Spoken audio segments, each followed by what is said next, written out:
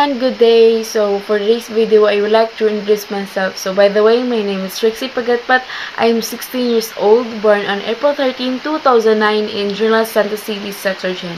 So I'm currently living in Sitio Kapandungan, Barangay Lutay, Malungun, Sarangani Province. And I'm studying Lutay Integrated School Grade 11 Hughes. So my mother named Nelly Pagatpat, and actually guys, broken family ko since birth. Akong lola ang nagpadako na ako, and then kay akong mama ug papa is bulag since birth. So akong lola ug lolo, ang pangalan nila is si Aurelia Pagatpat and Ernesto Pagatpat. And I have a true brother. Akong tinuod nga brother is si Cyrus Pagatpat, because wala ko kabalo kung kinsa akong mga igsuon sa akong side sa akong mama and side sa akong papa.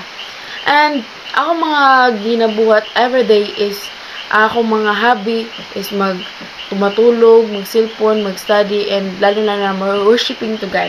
And akong sport is chess, and my religion is Seventh-day Adventist. So, mara na ako ang mga pag-introduce ako self, mara na akong self. So, wala na iban. And that's all. Thank you for listening and watching. Bye-bye.